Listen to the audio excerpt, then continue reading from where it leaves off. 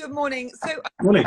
I'd love to cover a few issues that we touched on last time. So what I'd love to have a first chat about is you've got education in the blood.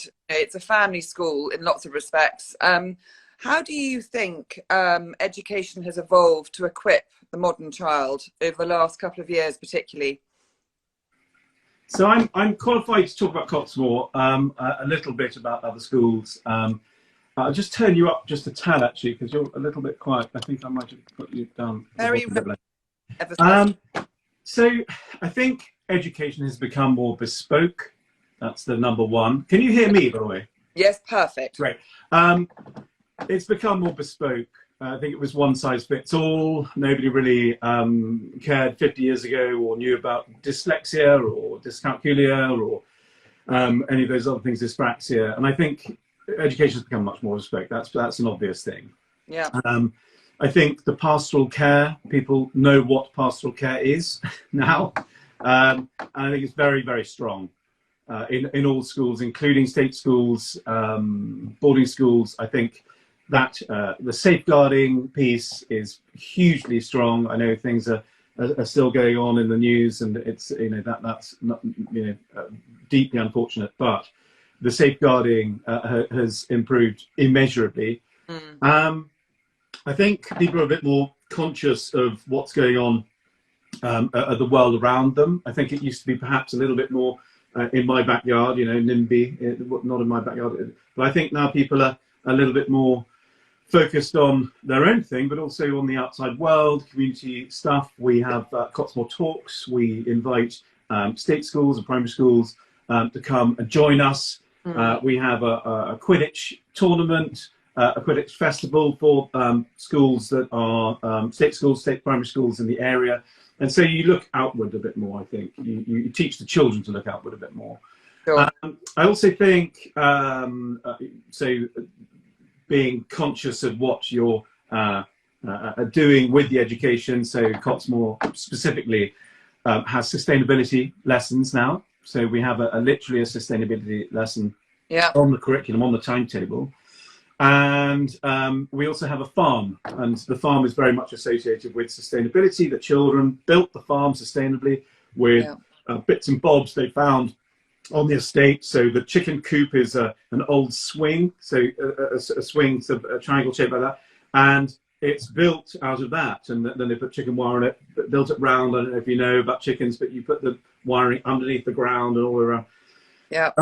So the children have been very, very strong on their sustainability, and we've we had something called COP26, Antonia, and we're very keen on thinking about sustainability and doing sustainable things, and that is the UN Sustainability Goals. That little badge there I was given. Somebody came to talk about it. So kindness, empathy. I'm sure there was plenty of kindness, empathy before, but it's at the forefront. I suppose it's the same thing as the pastoral care, but we spend a lot of time talking about kindness, empathy, inclusion, including others. Pupil voice, I'd say, was something that has changed a lot. The girls and boys are allowed to give their advice to the school. It's all definitely unheard of 50 years ago, that the children would be allowed to say in anything. So we've got school council, that's a general school council. We've got food council. We've got charity council, safeguarding council, quite interesting. That was made up in the lockdowns, because obviously the digital thing, we wanted everybody to be aware that the safeguarding is hugely important, even when you're away from school. And the kindness council. And actually I just wanted to make an announcement about kindness council. We have coined a phrase which I think is very exciting, and it's a concept, it's an idea, it's a movement, and people will recognize it, people will understand it, but it's got a name, and it's kindness activism. And you can take kindness activism away from Cottesmore School, and you can apply it to your future school. You can apply it to a shop on Regent Street. You can apply it to a surfing school in I don't know, Salcombe. I don't know. They don't do Salcombe. Maybe Rock, or Polzeth, sorry, or anywhere you want. Yeah. So the idea of the kindness activist came of lots and lots of meetings, and we've already got a sort of logo there. I'll show you that, and it's a heart with a fingerprint on it, Yeah. and obviously it says kindness activists, and it's by what it says there, Kindness Council. Yeah. Cottesmore's Kindness Council, and so it's a huge piece. This kindness thing, it's got to be twinned with pragmatism. It's got to be twinned with realism. But it's the kindness thing is very, very important at Cottesmore. I think it's very, very important everywhere, and hopefully the children will learn about kindness activism at Cottesmore and take it to wherever they go through life. And that's yeah. So Yeah. that's how I feel about that. A lot. That's amazing, and I guess I don't suppose it conflicts necessarily, but the academics are the academics. And you and I spoke last time a little bit about your views on common entrance, particularly, and you wrote a piece for us actually very kindly. Do you think that common entrance has reformed sufficiently to reflect a true ability of a child? Yes, I personally don't think there was anything wrong with it to begin with, but it has reformed an awful lot. They've been working for 2 years solidly to make it more dynamic, to make it more flexible, to add project work to it. And I think it's just a fantastic exam. I think it's broad. I think it's thorough. As I say, I think it's dynamic. I think it allows the best of rigor, creativity and flexibility. That's my view. And so would you therefore, I mean, as ever, but it's the way it's taught, I guess. So the structure is something you endorse, but it's how it's taught and not giving limitations, I guess, that some people criticise through teaching. You've said it. I don't really need to add anything more to that. You can do lots of different things with a hammer, can't you? You can donk, you can build a house, or you can donk somebody on the head, and it's not really the hammer that's the issue. It's the person holding the hammer, and it's the same with common entrance. Same with anything. It's the same with common entrance. Certainly, I think you can take things in life anywhere too literally, and it becomes something completely different from what was intended. Or you can use it very dynamically, very flexibly, very rigorously as well. And that's how we do it at Cottesmore.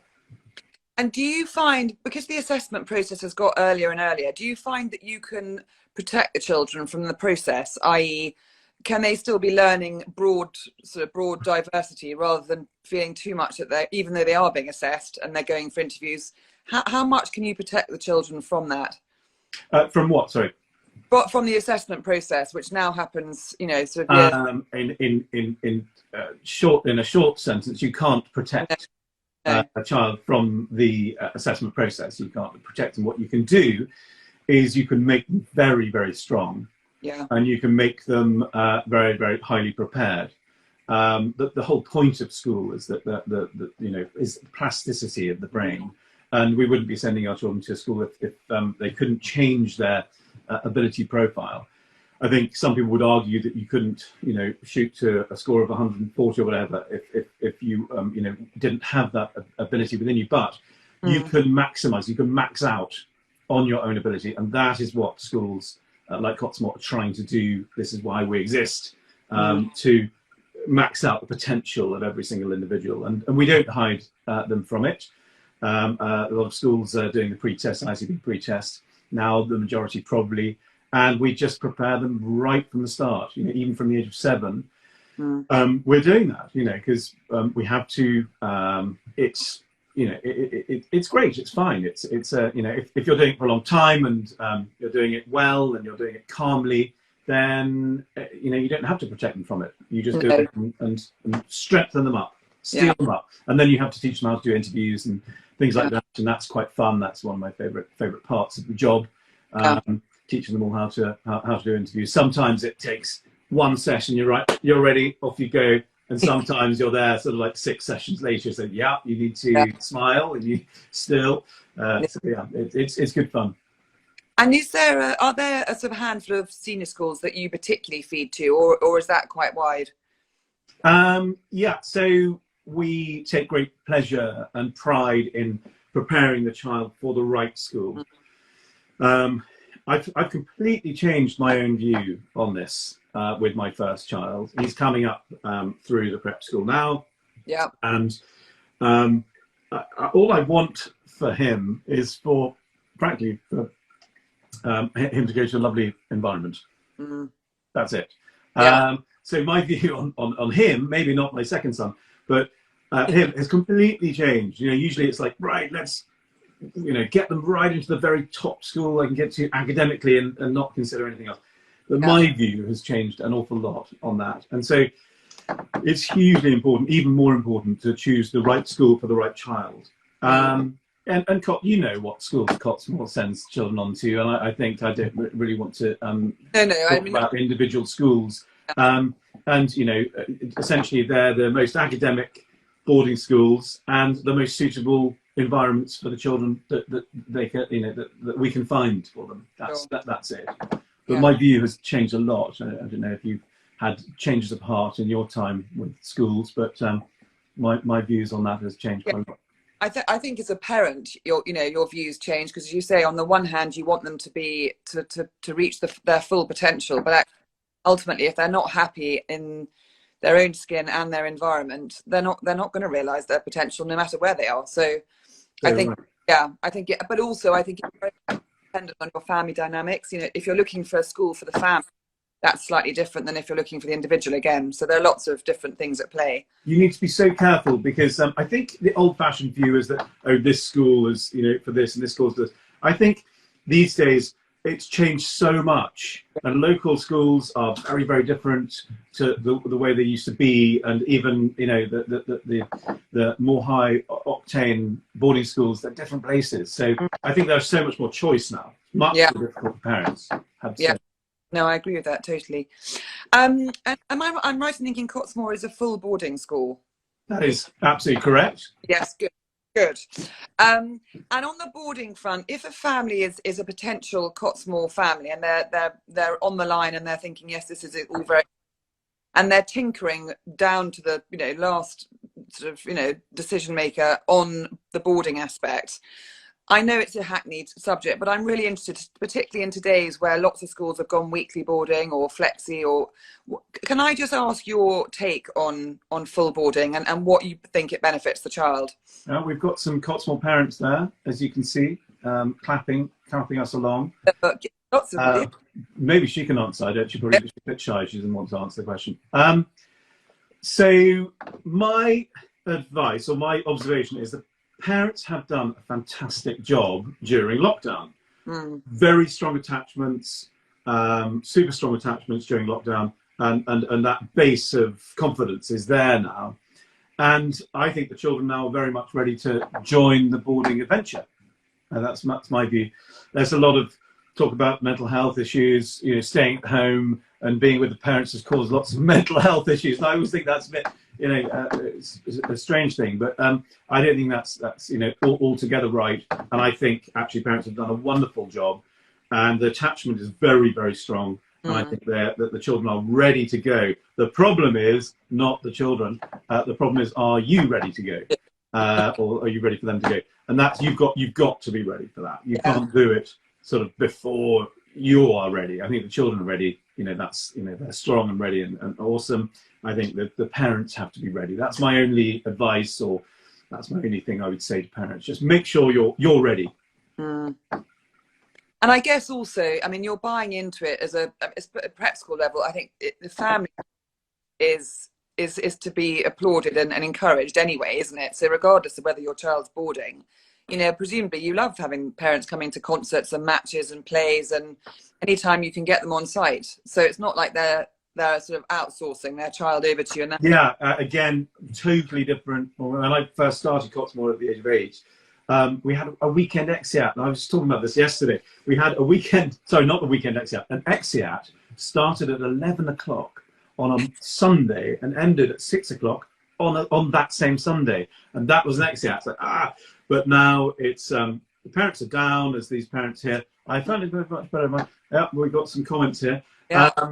Wednesdays, Saturdays. They can come. Sorry about that. They can come on a Sunday if there's a special occasion, and they can, So I mean, it's just a different vibe. It's a different thing. It's just the whole thing is updated. Absolutely, So, yeah. absolutely. And from your perspective, I'm going to ask you. I mean, you're larger than life on many levels on social media, and you present. I thought I was cutting down on the mince pies, Antonia. No, I'm not going there. No. And I'm just interested, and presumably you live on site and have got children in the system. Do you switch off? And if so, what do you like doing? And do you find it easy to shut the door on Cottesmore and concentrate on family life? Yeah. So the answer is no. Yeah. I can't. I don't, and I'm not very good at it, and I can't do it. What do I do when I'm trying to do that?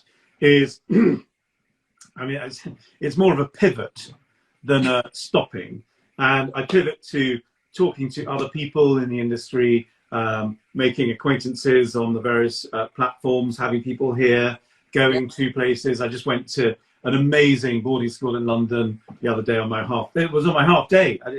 That's an absolute case in point. Can't switch off. But the obvious thing is I love music, and so connecting with people and music is probably what you'll find me doing when I'm trying to stop doing headmastering and running Cottesmore. Yeah. And she's joined at the perfect time, but your lovely wife Lottie is also very involved in school life, isn't she? Yeah, she's right there yeah. Well, she's not actually, but she's there. And she. I mean, you approach things as a dual role, or what's her actual involvement in school life? So I mean, it's she takes an incredibly large role in making Cottesmore function, and very often it's this person is something is happening over there and they can't do that, and then Lottie is filling in, but she has a very specific role. She's principal of the pre-prep. She is the registrar with some help, but she's the registrar. She organises my time and my meetings, so by means of the PA type role. She is acting DSL at the moment. So probably maybe just a teensy bit too much, maybe, Antonia, but I'm sure we can work on that in the next 6 months. A break over Christmas, doesn't she? She deserves a massive high five, huge plaudits and love from everybody. Fantastic. And what are your plans over Christmas? Are you staying put, or are you going off somewhere glamorous? So we're going skiing after Christmas. So for the first time, so I've been obsessed with having everybody, I have a huge family, having them all here. We had 45 on our first Christmas ever when we were at Cottesmore, and then we haven't had it since, because everybody's been there and over here, and Isle of Wight and whatever, everybody's been separate. And then I've stopped trying to get people here, the family, and suddenly this year it's a big one. So I don't know what that says. I think you try less hard, and sometimes some things just happen. I love having big events. I love having social events, and that is music to my ears. I'm not saying much about it to my family because I don't want to jinx it. I'm just saying, great. And we're all in here. We're all in the school in the big hall. I don't know if I'm going to be allowed to show you or the Christmas tree later on. But anyway, so yes, Christmas. Amazing. And trying to go skiing. If all of the red lists and all of the everything works. No, that's skiing. And I've forgotten where we're going. Lottie might be able to tell us on the comments, but yeah. Well. And Tom, where do you? I mean, I don't know how far ahead you look, or whether you're very much sort of the here and now mentality. But where do you see yourself in sort of 5 years' time? Do you see yourself fully entrenched and sort of Cottesmore for good, or are there plans afoot? Have you got sort of dreams and aspirations to do other things? So hopefully in Pease Pottage, on the border of Surrey and Sussex, Antonia, hopefully still here. And yes, hopefully joined by lots of wonderful, continuing to be joined by lots of very fantastic people, continuing to try and attract some wonderful staff. We have an amazing staff from now and continue to attract that, maybe to help me manage or lead the school, into the future. So that's where I see Cottesmore going. It's just hopefully more of the same. We've been very successful, and I just want to continue that. I don't want to necessarily do something radical like open up a school in Dubai or in China. We have actually gone down that route before, and got very close to it. But it was the bandwidth, and it was the the reputational piece, and so I don't know. Maybe that's in the future. Maybe I don't know, but it's not right now. We're not talking to anybody right now. We've had 6 or 7 opportunities given to us to go and open up schools abroad, but we decided to stick with making Cottesmore in West Sussex as good as we can. So more of the same, but hopefully joined by more awesome people. Absolutely. And I know that some of the prep schools have linked up with senior schools and sort of formed groups. Do you see the benefit in that? Yeah, I think if things are tough, I think that's a good benefit in that. Yeah. But I'm hoping that we're strong as we are, and people value us as an independent prep school. And I think that's where Cottesmore's value lies, is in being independent of groups and senior schools. And I hope the senior schools appreciate that, and I hope the parents appreciate that. And it drives at this thing of bespoke education and a bespoke future. Sure. We want them to go to this school or that school, not necessarily be sort of tucked down one path. Yeah. We choose the perfect future for them, of course. There's probably no such thing as the perfect future, but we want to choose the closest thing to the perfect future for the individual. So, yes, I can see the benefit, absolutely, for other people, but for Cottesmore, not so much. You're good where you are. Wonderful, Tom. Well, thank you. Thank you for your time, and lovely to get a quick glimpse of Cottesmore life.